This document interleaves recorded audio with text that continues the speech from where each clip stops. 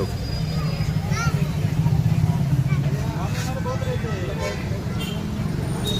बघू साठी इकडे बघ, एक मिनिट साठी. एक सेकंड.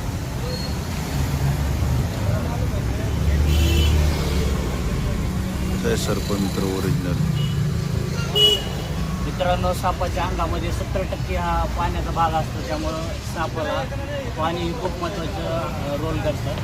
म्हणून तर साप कुठल्या पण अँगलमध्ये होलामध्ये शिरतात कशाही पद्धतीने, आणि झाडावरती एकदम सुलभपणे चढतात किंवा भिंतीवरती.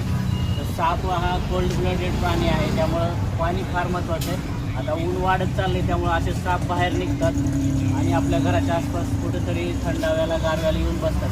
विनाकारण सापाला या मारू नका मित्रांनो. पूर्णपणे बिनविषारी असलेला हा दामन जातीचा साप आहे.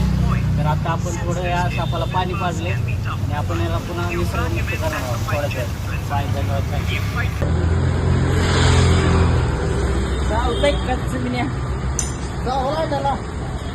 चालू कायचं नाही.